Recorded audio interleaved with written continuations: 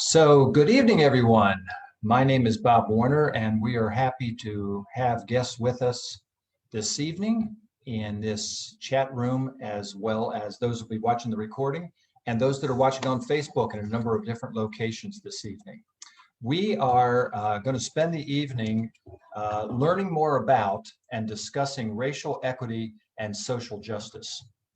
And this is a program that was inspired by a YWCA of Knoxville, Tennessee, and Cleveland, Ohio, that was designed to create dedicated time and space to build a more effective social justice habits, particularly those dealing with issues of race, power, privilege, and leadership. And so we are going to, what we're actually going to do this evening, this is actually part of a four-part series. The four-part series will include this evening talking about voting as it relates to racial equity and social justice. Next week, we'll be talking about education. The following week about public health, and the week after that, social justice reform. Or maybe I have the third and the fourth week backwards to each other. But you're welcome to be a part of this, any or all of the four. We're recording them, so they'll be available on a number of websites that we administer for the future. But we're really excited to be able to have discussion about this evening. So my name is Bob Warner. My wife, Noel Marshall, my beloved, is helping me here in the back office. And she and I call ourselves Light Partners. We are partners with light to serve our one sacred life.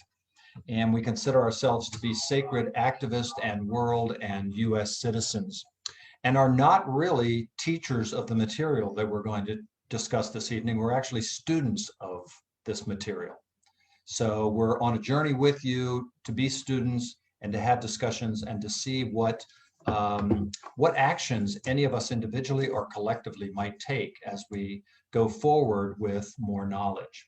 So what we're actually going to do is we're going to play a number of video shorts that the video shorts were ones that we put together to highlight this voting element of racial equity and social justice for Martin Luther King service weekend, which was last month. And so there'll be a number of video shorts. I'll introduce each of the shorts and have a little bit of a discussion about a few articles that I've read that highlight a few things about Indigenous voting rights and the suppression of Indigenous voting rights, for example. And so we'll watch all those video shorts. You'll see I have a different clothes on because it was recorded earlier. And then the enjoyable part of the evening will be for us to have some dialogue after that. Not only do we feel we are sharing some information for us all to learn about the problems of voting and voter suppression, but also there are a few videos at the end of this time together. It's probably about 50 minutes or so. Like I said, they're all short though. That is about solutions. And there are many, many solutions ongoing at this time. So it gives us an opportunity to discuss them more as well. So without further ado, we're going to watch the waiting room for others that might come in, and we're going to go ahead and share screen to the video that is here we go, that is the video, and I want sound, and we're off and running, and we'll talk again in about 50 minutes.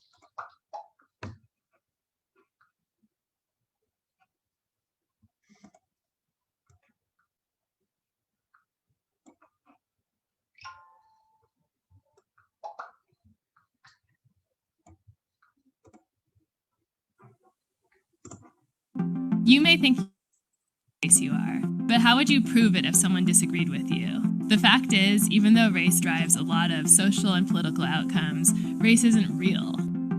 One of the first people to attempt to categorize humans according to race was a German scientist around 1776. He came up with 5 different groups according to physical appearance and geographic origin of their ancestors. Americans of European descent eagerly bought into this type of thinking around the same time. Some historians have said the idea that there were different races helped them resolve the contradiction between a natural right to freedom and the fact of slavery. If whites were their own distinct category, then they could feel a lot better about denying freedom to people who they labeled black and decided were fundamentally different. But as political priorities change, definitions of race in America adjust right along with them. For example, if you were of Mexican birth or ancestry in the United States in 1929, you were considered white. Then, the 1930 census changed that to non-white to limit immigration. Later, when the U.S. needed to increase its labor force during World War II, these people were switched back to white. And what it took to be black once varied so wildly throughout the country, from 1/4 to 1/16 to the infamous 1 drop of African ancestry, that people could actually change races just by crossing state lines. Then, suddenly, in 2000, the government decided that Americans could be more than one race and added a multiracial category to the census. This has left many Americans scratching their heads when it comes to selecting who they are. As many as 6.2% of census respondents selected some other race in a 2010 survey. The idea that someone might look one way and identify another way, or that they might be really hard to place in a racial category, is not new. This is why there was a public debate about whether MSNBC's Karen Finney could say she was black, or how we can't even agree on the racial label assigned to the President of the United States. Of course, many people feel their racial identity is very clear and very permanent, but the fact that some people have changed theirs and that no one can really argue with them shows how shaky the very idea of race is. This is all because there isn't a race chromosome in our DNA that people can point to. It simply doesn't exist. When the medical community links race to health outcomes, it's really just using race as a substitute for other factors, such as where your ancestors came from, or the experiences of people who may have been put in the same racial group as you. Dorothy Roberts explains that sickle cell anemia is a prime example of this. The disease is linked to areas with high rates of malaria, which include some parts of Europe and Asia in addition to Africa. It's not actually about race at all. This, of course, does not mean that the concept of race isn't hugely important in our lives. The racial categories to which we're assigned can determine real-life experiences, they can drive political outcomes, and they can even make the difference between life and death. But understanding that racial categories are made up can give us an important perspective on where racism came from in the first place. The myth of race. What race are we, in fact? Wow. When we saw that one, it was like, holy cow. And I'm going to go ahead and go to the second video, which is, are you racist? Because no is not good enough. So I have a question for you. Are you none or are you anti? Several months ago, in response to Ferguson, Baltimore, the killings of Freddie Gray and Tamir Rice, my friend Caitlin put up a Facebook post breaking down the difference between non-racism and anti-racism. Most of us are non-racist. Because racism is looked upon as some moral lapse, we feel quite self-assured by simply not being racist. I'm not a bigot. I don't sing that N-worm when my favorite rap jam comes on. I didn't vote for that guy. I'm not burning any crosses. I'm not a skinhead. I don't, I won't, I'm not, I've never, I can't. What you end up with is an entire moral stance, an entire code for living your life and dealing with all the injustice in the world by not doing a damn thing. That's the great thing about none. You can pull it off by simply rolling over in your bed and going to sleep. So why are you sitting at home and watching things unfold on TV instead of doing something about it? Because you're a non-racist, not an anti-racist. Now do this for me. Take the C out of racist and replace it with a P. I'm not a rapist. I'm not friends with any rapist. I didn't buy that rapist last album. All these things that you're not doing. Meanwhile, people are still getting raped. And black boys are being killed. It's not enough that you don't do these things. You're going to bed with a clear conscience is not going to stop college students from getting assaulted. You thinking climate change is terrible is not going to stop climate change. You being so assured that you're not anti-black, anti-Muslim won't stop the next hate crime. And it's wonderful that you recognize how brave gay people are when facing persecution, but they aren't the ones who need to be brave. We need to get active. We need to hold people accountable.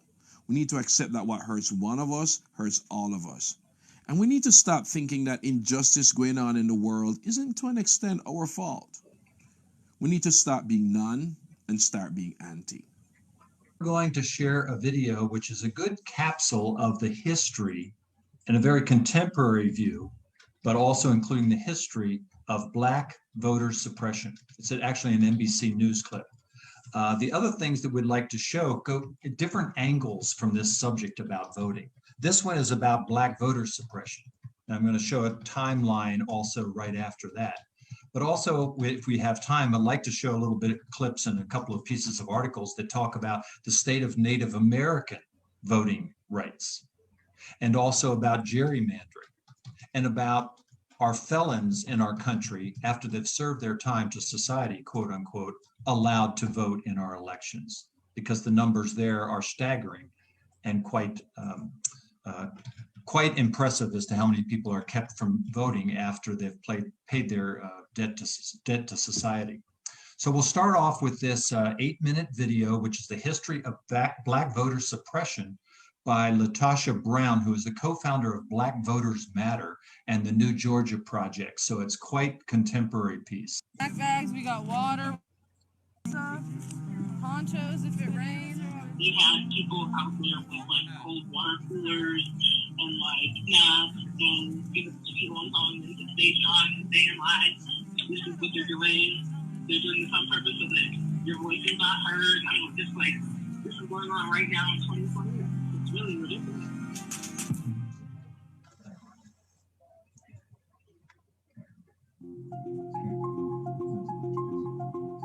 Voter suppression has come up quite a bit during this election cycle. President Trump tonight, after floating the idea of delaying the November election that he does not have the power to do, is renewing his attacks on mail-in voting.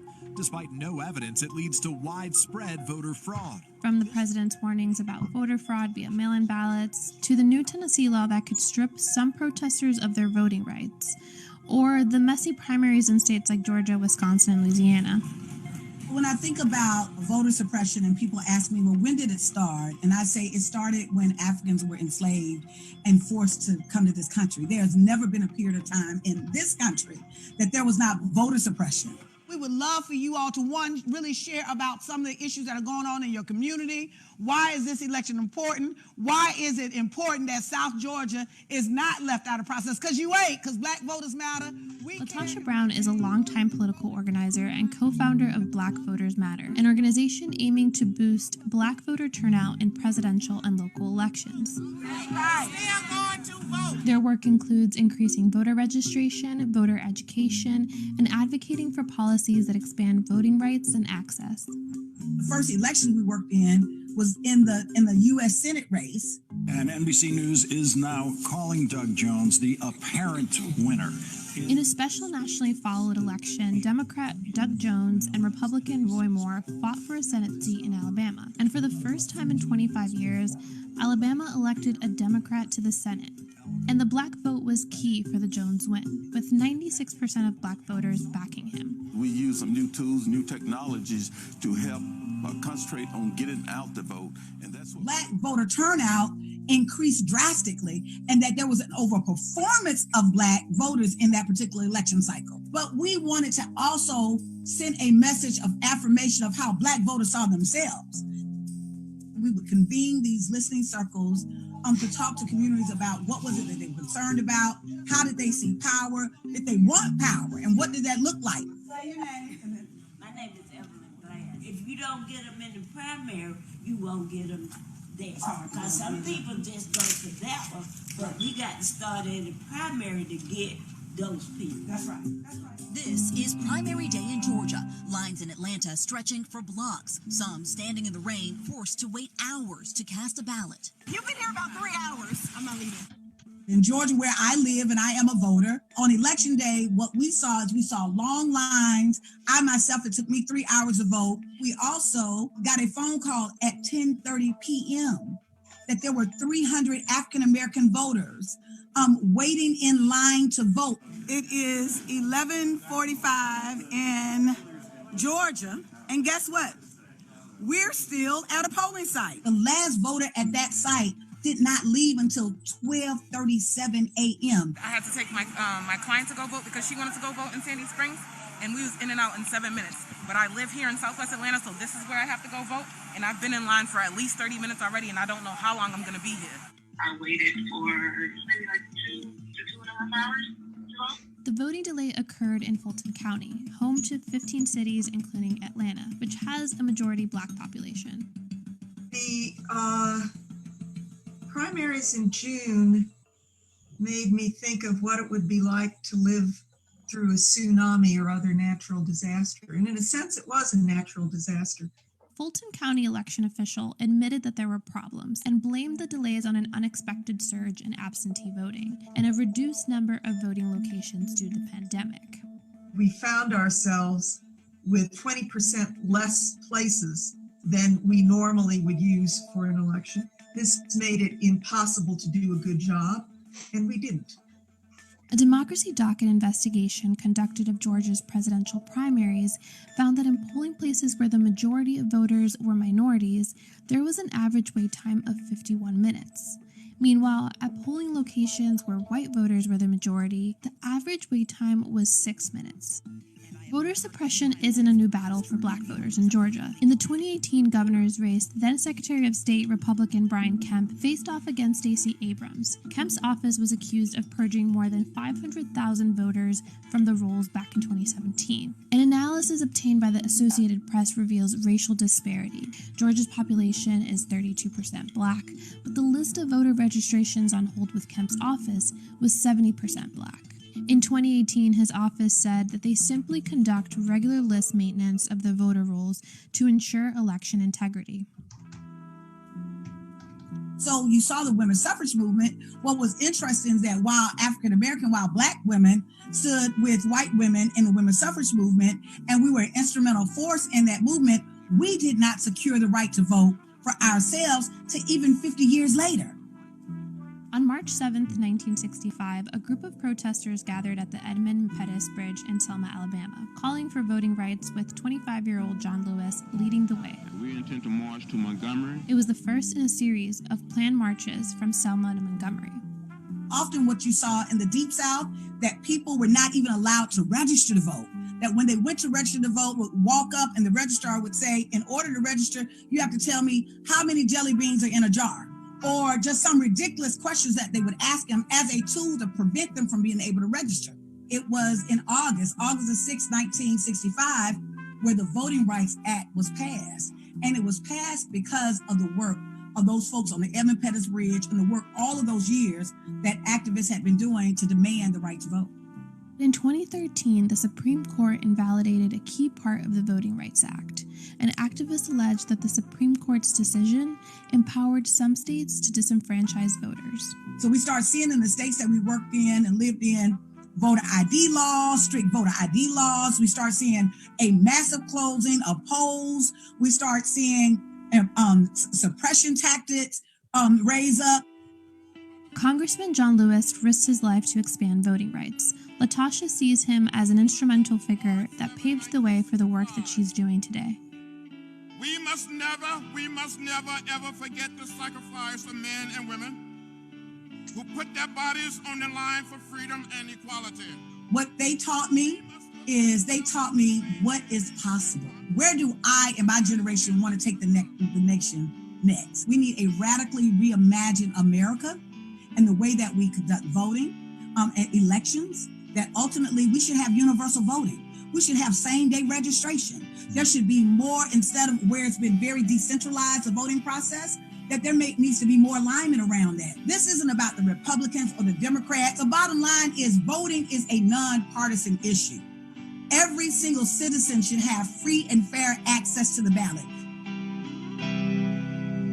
When I say Black voters, you say matter. Black voters. Black voters.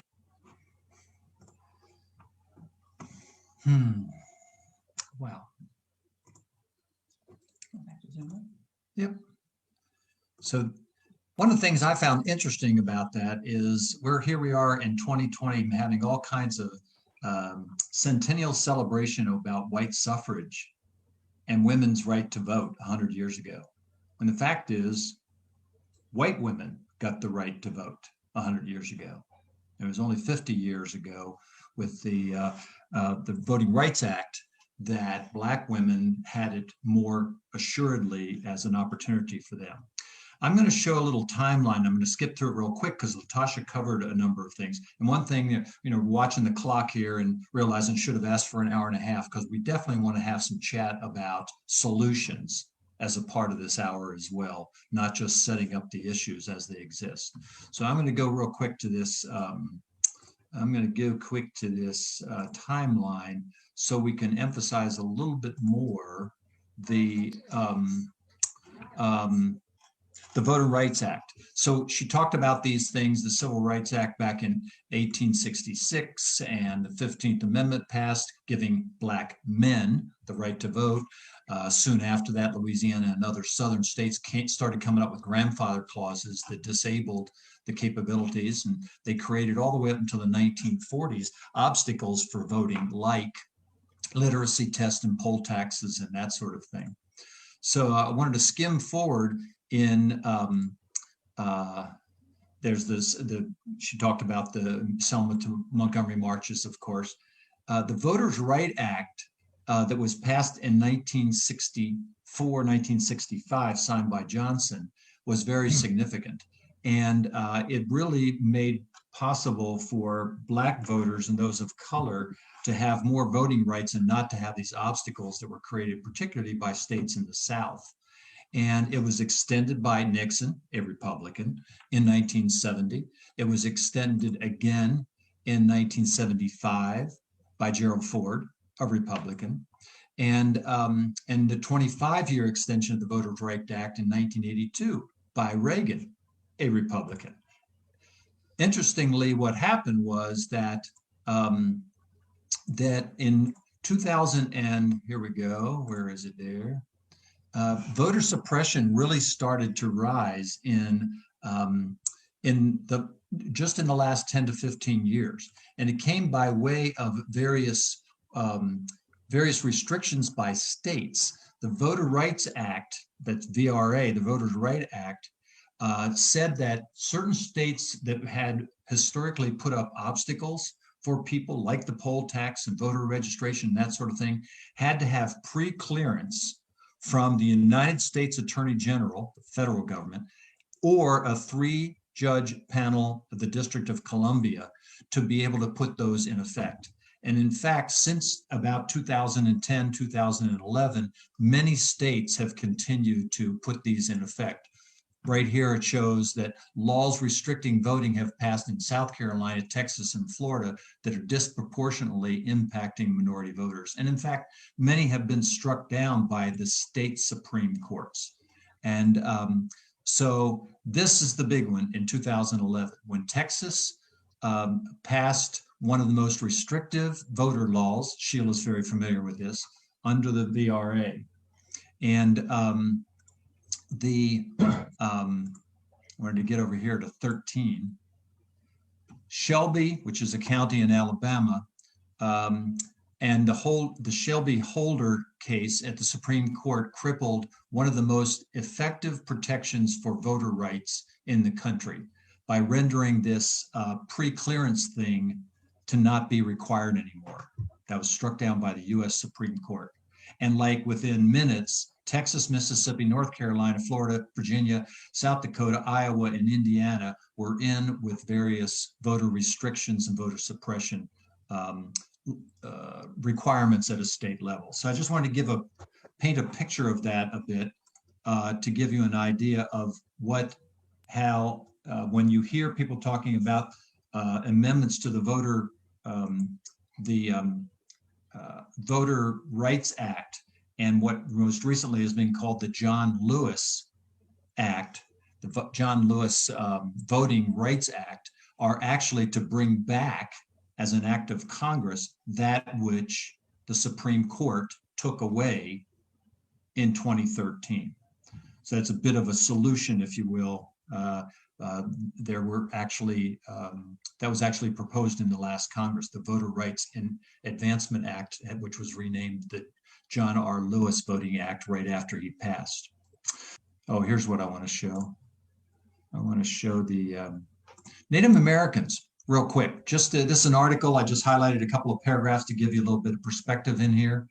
Although Native Americans are legally citizens of the United States in 1924, the road to franchise has not been an easy one. The right of Native Americans to vote in U.S. elections was recognized for the first time. It was not recognized until in 1948 in landmark cases. Native Americans were not eligible to vote in federal elections in every state until 1962. And there's still a number of suppression and roadblocks that are thrown in their way today, which are challenges to them getting to it. For example, a quick example is that it may seem like no big deal to have a voter registration that requires you to have a home address, a street address. But many Native Americans that live on reservations, they don't have traditional street addresses. And so their applications, in fact, have been rejected in many states, saying that they can't vote because they don't meet the state requirement, which was put in place specifically for that reason, to disenfranchise the Native American vote. States with voter ID laws don't even accept a tribal ID as a valid ID for them to be able to vote. So it's there's a lot of things that are thrown in the way, if you will. So this next one will be a brief video to get us all on the same playing field in our basic understanding of gerrymandering. You think when you vote, you get to pick your leaders, right? Wrong. Before you get to the ballot box, politicians have already picked you. In fact, if you voted against the politician who won, they can literally cut you out of the next election so you can't vote against them next time. It's a nefarious process called gerrymandering. When Americans vote for Congress, we vote in geographical groups called districts. Those districts elect politicians to send to Congress. Districts are supposed to be drawn so they accurately reflect how people vote across a state.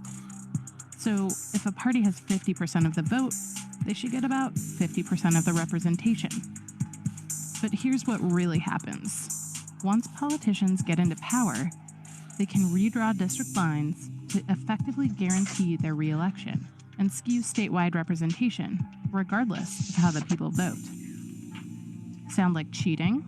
It is. In fact, because of gerrymandering, 84% of all congressional districts across America are uncompetitive. And none of Ohio's are competitive. Before the election even starts, we already know who's going to win. Ohio's a swing state.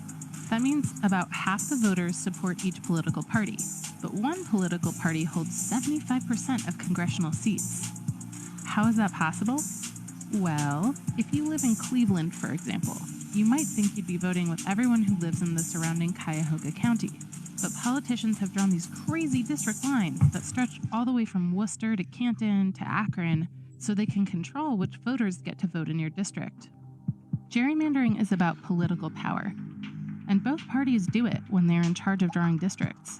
And it means political insiders have more power than voters when it comes to who gets elected. The US is the only democracy in the world that allows it. Okay, we're a republic, but you get what I'm saying. But here's the good news. Voters can enact new laws to stop partisan gerrymandering. We can make it so both sides have to agree on how districts are drawn, taking the process out of the back rooms and putting it in the open. Bye-bye self-serving politicians. Hello, voice of the voters. Share this video to spread the word. So that is as quick as you can talk about gerrymandering. There are a lot of videos online about gerrymandering. And looking at how much time we have at this point, I'm not going to show the one that I had queued up for specifically to talk about how this affects people of color. So we've watched a few videos about the history of Black voter suppression. I looked at a timeline of Black voter suppression, just a little bit about the fact that many of our Native American relatives in this country still have an uphill battle and are being suppressed by various voter restrictions and voter system restrictions, and just finished watching a video about gerrymandering in the United States. which, by the way, is not a partisan issue. It just so happens that many of the state legislatures now are Republican, and with the census just taken in 2020, every 10 years, the census numbers is the data that's used by the state legislatures in the following year, as in 2021, to rewrite the congressional district lines. And so it isn't a matter of whether Republicans do it into Democrats and rearrange how things are. It's really a question of, in any given state legislature, whether it's the Republicans or the Democrats, because they do the same thing when they're in power in a state legislature, do with the census information every 10 years. And we're hearing things about the census and how that will determine the amount of money that's used, comes from federal programs, et cetera, et cetera. But another very important part of the use of the census data is to draw congressional district lines. Part of the solution about gerrymandering, and we're going to include here in the next 15 minutes a resource document for you that you can do further research. Part of the solution about gerrymandering is this: there are some states that have called for independent, citizen-run committees to draw the district lines rather than whatever party is in charge of the state legislature in the first year of a decade. There's some very positive, and there have been some states that have accomplished that, some locales that have accomplished that. So that's the thing to be looking for as far as solution. I'd like to jump to the subject of felons voting.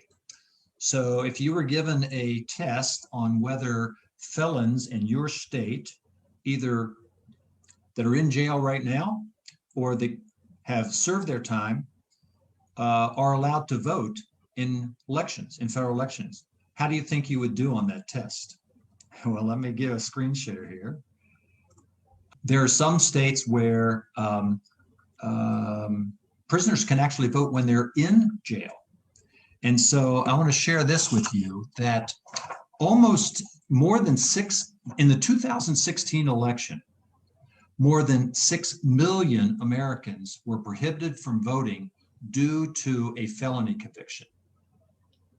That includes more than 20%, back to the subject of racism, that includes more than 20% of all potential Black voters in Florida, Kentucky, our now home of Tennessee, and Virginia.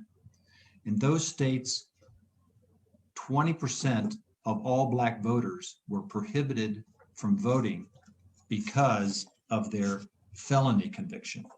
So there are movements around the country to bring, including one here in Tennessee currently, and one that's been fought for the last 5 or 6 years in Florida that you may have heard about, that are about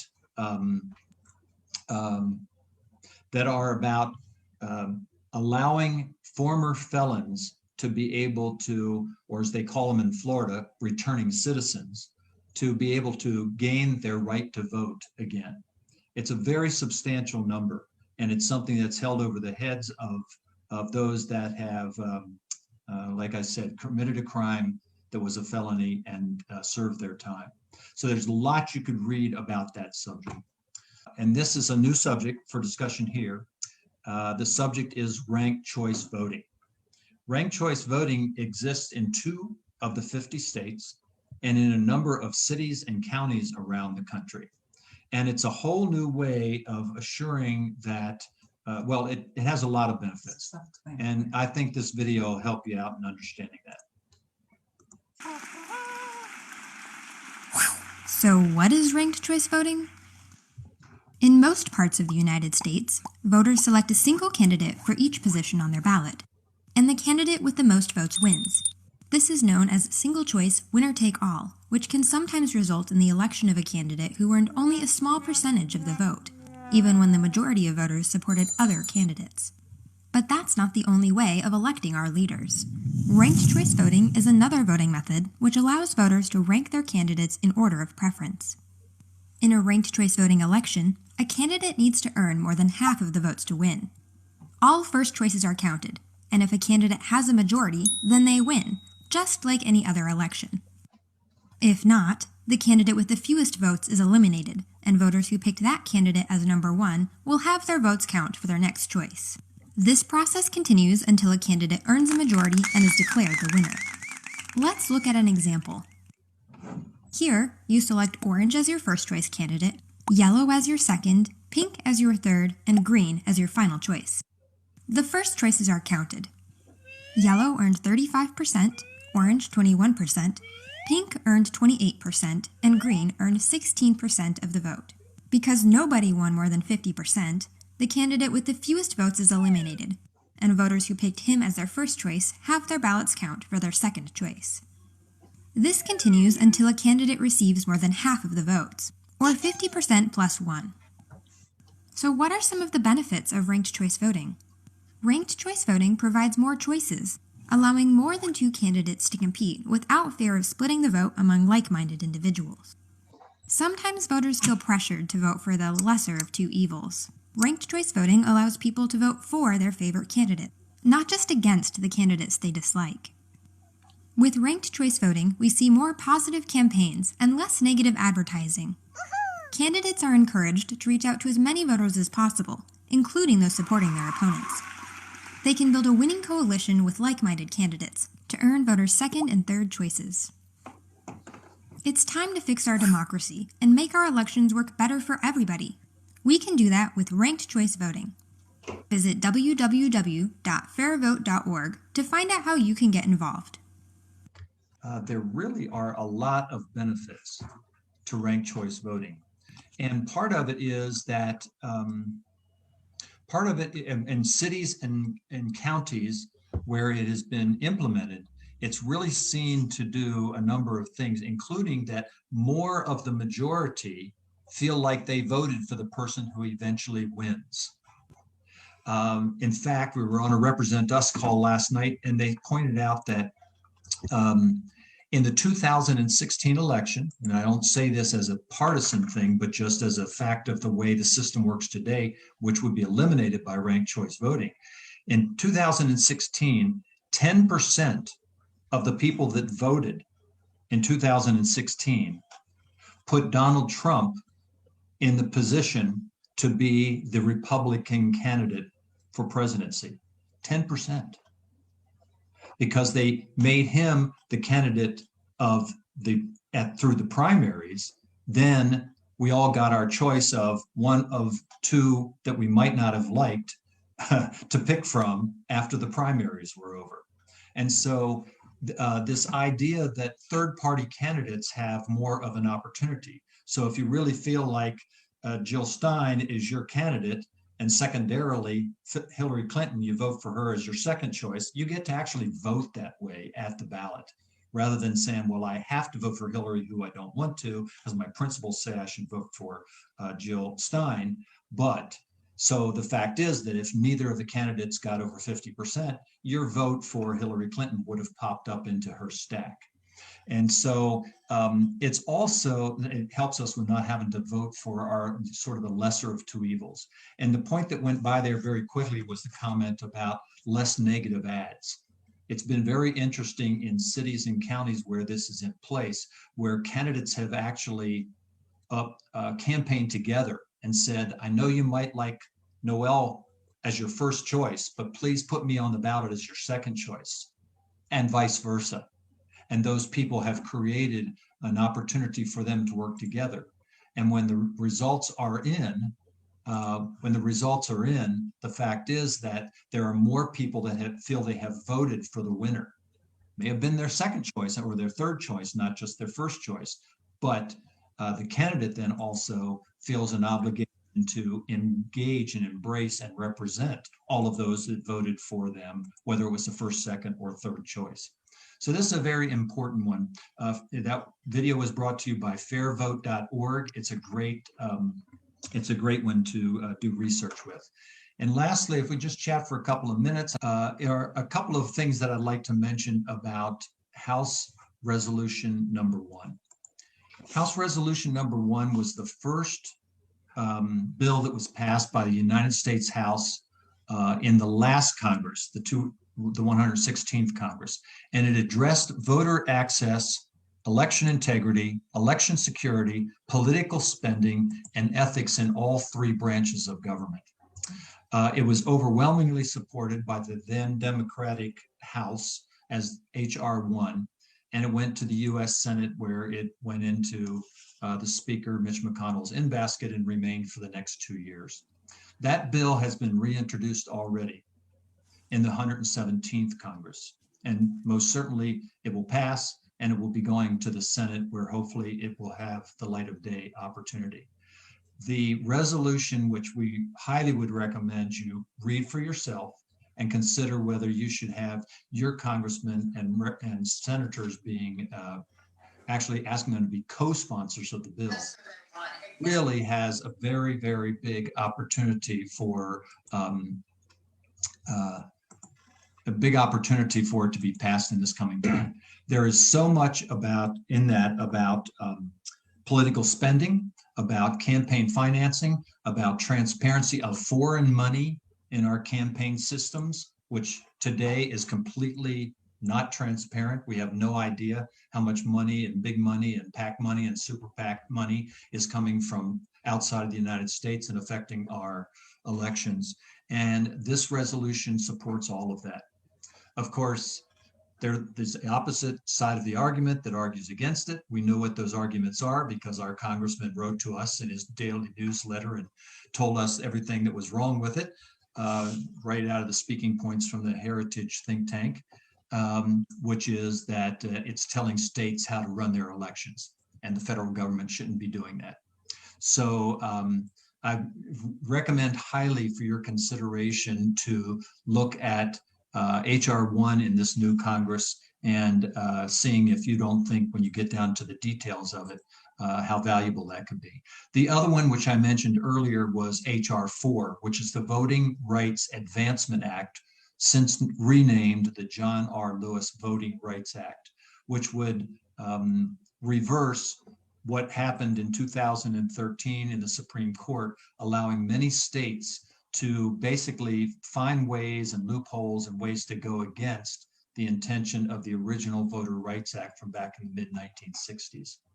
And I consider that for your suggestion for your study as well on this subject of racial equity. When I said go study H.R. 1, for example, or H.R. 4, the Voter Rights Advancement Act, the perfect place to go, that nonpartisan place to go for that is Ballotpedia. Ballotpedia has all the information about all of the votes, the congressmen, everything in the executive branch, everything in the legislative branch, and all matters that come before the House and the Senate. The other big reference that I want to mention verbally for those that we don't get our reference paper to is the League of Women Voters. The League of Women Voters is a nonprofit and nonpartisan advocacy group about empowering voters and defending democracy. And they are, in our opinion, the #1 place to go to find out what positions different candidates have during an electoral cycle and what the issues are. They don't say vote for this or vote for that. They go to all the candidates and ask questions and ask them what their position is on things, and either the candidates respond or they don't respond. And the League of Women Voters has both the national, state level leagues and local leagues. And since Noel and I have kind of got a home base here in Northeast Tennessee now, we've gotten very involved in the local League of Women Voters for Northeast Tennessee. And it's actually them that brought our attention to this 21-day challenge at the YWCAs. So we highly recommend the League of Women Voters and represent.us, which is a nonpartisan democracy reform movement dedicated to creating a government of, by, and for the people. So we have just a few minutes left. I want to open the mic to anyone who, Karen or Fumi or Sheila or anyone else that would like to chat for a moment. We're going to try to get these reference documents in here for you. I'd love to just say thank you so much, Bob and Noel, for bringing this out, for us to become educated. Personally, this was a great educational event program for me. And, you know, to make changes, we have to know what we want to change. So this is really great to really key in on the issues. And just FYI, you know, that Japanese Americans were finally able to become citizens and vote in 1952.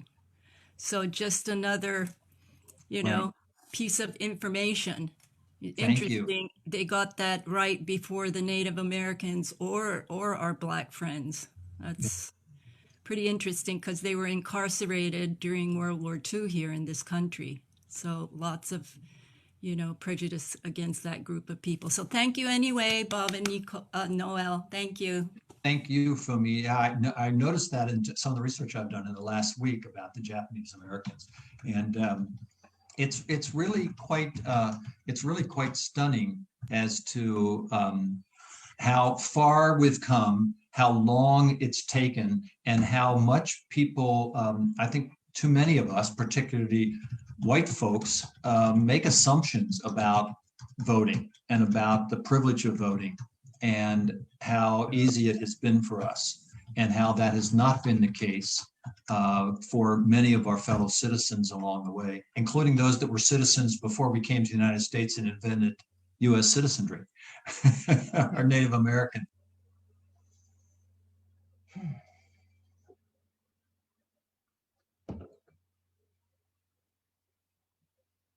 Former presidential candidate Scott Walker summed up our current system of electing the president by saying, "Nation as a whole is not going to elect the next president. 12 states are."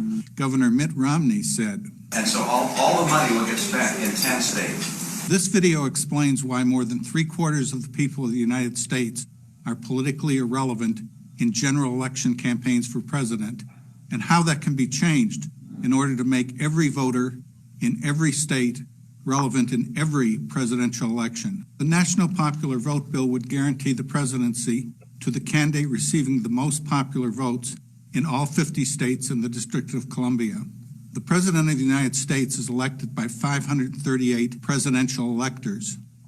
The Constitution lets each state choose the method of selecting its electors. Today, 48 states use the so-called winner-take-all law that awards all of a state's presidential electors to the candidate who gets the most popular votes inside each separate state.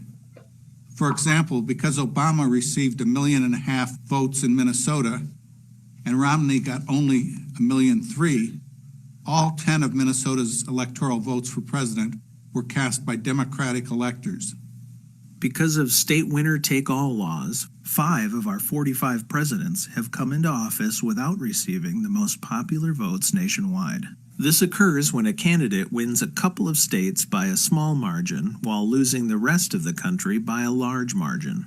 For example, in 2016, President Trump won Michigan, Wisconsin, and Pennsylvania by a total of 78,000 votes, thereby winning a majority in the Electoral College while losing the country by 2.8 million votes. Each of these 78,000 voters was 36 times more important than the 2.8 million voters elsewhere. Similarly, 537 voters in Florida in 2000 were 1,000 times more important than 537,000 voters elsewhere in the country. Near misses are common under the current system. A shift of 60,000 votes in Ohio in 2004 would have elected the second-place candidate despite President George W. Bush's nationwide lead of 3 million votes. Because a few thousand votes in any one of a dozen closely divided battleground states can decide the presidency, the winner-take-all system repeatedly creates unnecessary controversies and crises, even when the choice of the nation's 140 million voters is clear. Moreover, the outsized national impact of a few thousand votes in battleground states virtually invites foreign interference in our elections. In a nationwide vote for president, every vote will be equal throughout the country. State winner-take-all laws have other adverse effects. Neither candidate has any reason to campaign in any state where he is safely ahead or hopelessly behind. For example, the only states that received any general election campaign events in 2012 were the 12 states where Romney's support was in the narrow range between 45% and 51%. 38 states were ignored, including 12 of the 13 smallest states and almost all rural, agricultural, southern, western, and northeastern states. 23 reliably Republican states were totally ignored by both parties, as were 15 Democratic states in the District of Columbia. In 2016, virtually all general election campaign events were in 12 closely divided states where Trump support was between 43% and 51%. Similarly, in 2008, virtually all campaigning was in 14 closely divided states. But there's more at stake than whether babies don't get kissed in the states that get ignored. In his book, Presidential Pork, Dr. John Hudak of the Brookings Institution documents how battleground states receive 7% more presidentially controlled grants, twice as many disaster declarations, and considerably more Superfund and No Child Left Behind exemptions. The Small Business Administration's largest loan in history was to a ricotta cheese factory, described by President Obama as, quote, the tastiest investment the government has ever made, unquote, located in, you guessed it, Ohio. Meanwhile, Professors Douglas Kreiner and Andrew Reeves show how the interests of battleground states shape innumerable government policies, including steel quotas imposed by the free trade president from the Free Trade Party. Even travel by sitting presidents and cabinet members is skewed to battleground states. Indeed, flyover states are so irrelevant that presidential candidates don't even bother polling them to see what issues might be of concern to their voters. As a former White House press secretary said, quote, if people don't like it, they can move from a safe state to a swing state. Fortunately, thanks to the National Popular Vote Bill, people don't have to move to another state in order to make their vote count. The cause of all these problems, namely the state-by-state, winner-take-all method of choosing presidential electors, is not in the Constitution. It was not debated at the Constitutional Convention and was never mentioned in the Federalist Papers. Only 3 states used winner-take-all in our nation's first presidential election in 1789, and all 3 repealed it by 1800. It was not till 1880 that winner-take-all was adopted by all the states. These state winner-take-all laws can be repealed in the same way that they were originally enacted, namely by passing a different state law. In the leading case governing the selection of presidential electors, the U.S. Supreme Court has ruled that the choice of method belongs exclusively to the states. As of 2020, 15 states and the District of Columbia have enacted the National Popular Vote Bill into law, including 4 small states, 8 medium-sized states, and 3 big states. Moreover, 1 legislative chamber has approved the bill in 9 other states, including a bipartisan 28-18 vote in the Republican-controlled Oklahoma Senate and a bipartisan 37-21 vote in the Republican-controlled Arizona House.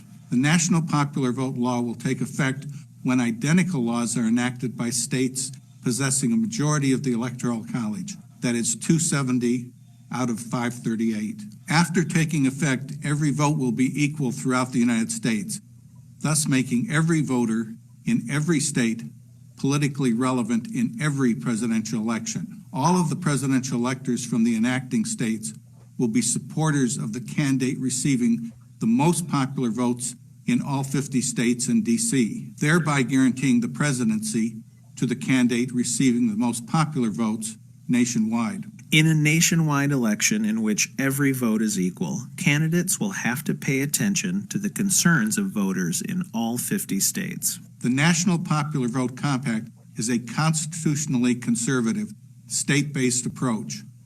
It does not alter the Constitution and does not violate the Constitution. It retains the Electoral College and state control of elections. Additional videos discuss various specific aspects of the National Popular Vote Compact. Learn more at nationalpopularvote.com and from the book, Every Vote Equal, a state-based plan for electing the president by national popular vote. which can be read or downloaded for free or purchased from Amazon. Please use our convenient email system to ask your state legislators to support the National Popular Vote Bill. So there we go. Thank you to all that are watching us on Facebook Live. We appreciate you being with us this evening. If you're on other Facebook pages that we've shared to and you'd like to share a chat with us, please go to the Facebook page Light Partners, that's LIGHT Partners, and we're monitoring that particular Facebook page, so we'll be able to see your chat there and bring it over into our discussions here in the Zoom room. So Katie, are you still with us?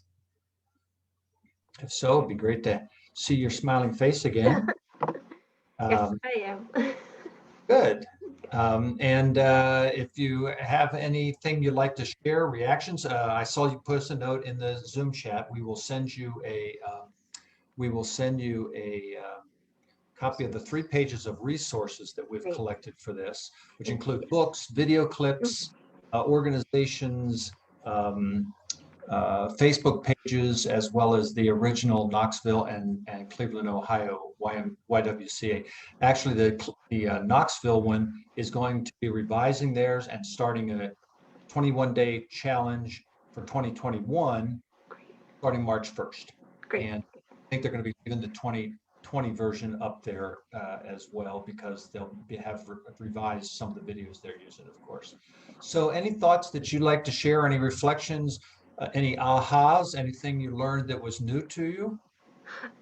I mean, it was a good refresher, and a lot that I do agree with. You know, at Oracle, under the Peace Pentagon, we do support, the popular vote and ranked choice voting, and obviously the disenfranchisement of people of color and Black people and Native Americans is just not acceptable. So I was just happy to see all of the resources and the attention out there that already is bringing, focus to these issues. So yes, thank you. Oh, and I did want to say, Virginia, in our last, in this 2020 election, we did pass an amendment that is a step closer for the gerrymandering. So now we actually, they're putting together a bipartisan commission of citizens to aid in the drawing of districts. So that was an amendment. Wonderful. So it actually passed the legislature. Yes, it was on our ballot, yeah, and it passed, yeah. So there'll be a statewide citizen-led, have the same proposals in Tennessee, but we've spent time on the phone with the Tennessee women voters. They have a whole committee that's working that through the legislature with not a whole lot of hope.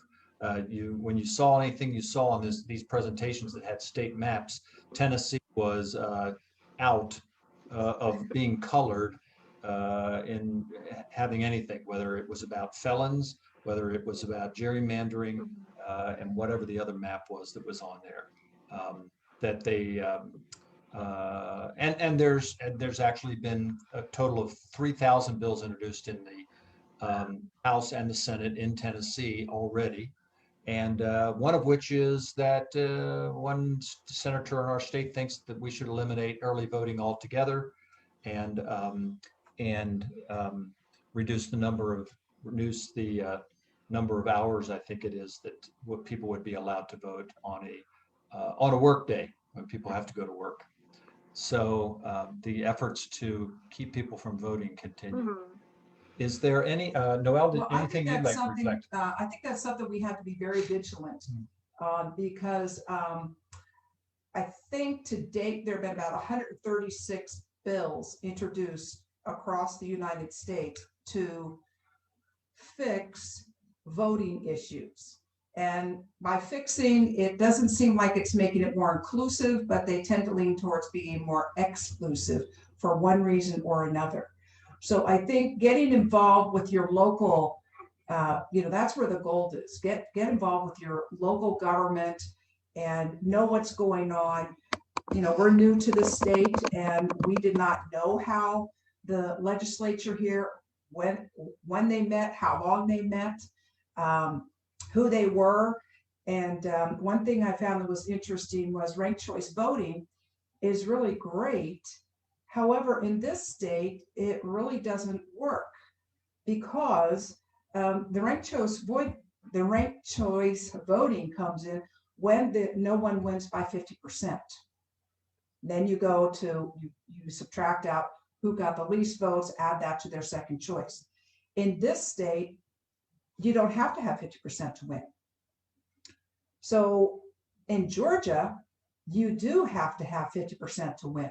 So actually, that historically, that the fact that Georgia had to have 50%, a candidate had to have 50%, more than 50% to win, was actually introduced during as part of the Jim Crow laws. It was actually part of an oppression issue. So it kind of now, fast forward, I think they might have liked not having had that. So it was interesting to us to know that in a local municipality, well, it's not so small, Knoxville actually voted in ranked choice voting by the voters, but somehow it has not been able to be enacted. And so a lot of shenanigans. Another thing that we were involved with was gathering signatures when we lived in Florida so that people who have served their time can get their voting rights back. So it was put on the ballot to change our constitution. 67% of Floridians voted for that. I mean, 67% on anything is amazing. So 67% voted for that, and we thought, yay, 1.4 million people are going to be re-enfranchised, be able to vote. And then the Republican legislature said, well, you know, first they have to pay back everything. And then they have to fill out a lot of papers. And so a lot of people that thought they were going to get their voting rights back, somehow that was taken away. So the point is, I'm not here to point fingers at one party or another, but what I want to say is that you need to, you know, as a citizen, get involved and know what's going on, not just on the national level, but all the way down to your state. And I'll just say one other thing before I release the mic here, the talking stick, and that is this past election, Bob and I, as I said, being relatively new to this area, Northeast Tennessee, we volunteered to work the polls because we heard all of these things, you know, this is happening, that's happening, and, you know, and we were trained. Now we are in a very red district here. We had the most wonderful trainer. He's been at this, and the people that organize our precinct, she's been doing it for 14 years. I have nothing but the utmost respect for their integrity, how they trained us, how we had to balance everything out at the end of the evening. And I went home thinking like, wow, I was so happy that we took the time instead of listening to, you know, hysteria and mudslinging to just get in there and be part of the process. And it was beautiful. And the people that came in, just wonderful. Everything was just went very smoothly. And I wish that happened across the United States for everyone, no matter where they lived. And that's how it should happen.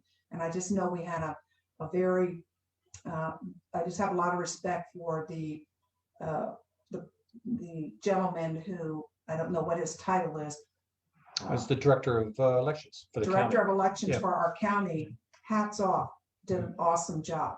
He and I probably didn't vote the same way, but I would vote for him to stay in whatever capacity he's serving because he did such a great job.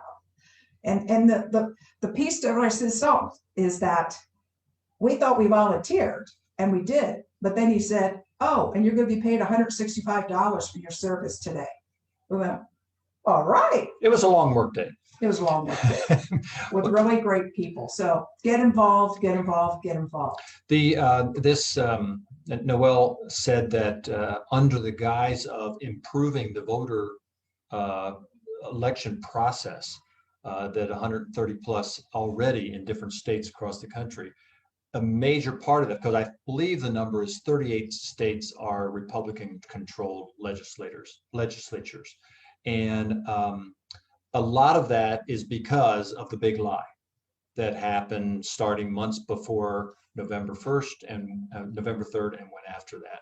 And so it's easy for politicians to say, oh my goodness, we're still not sure about the integrity of this last election. We better fix some things. And so the fixing will be in the details. And we're only suggesting that citizens realize that those decisions are made by the state governments, not by the federal government. And this is more than ever time to be wide awake about that and be aware of what's going on.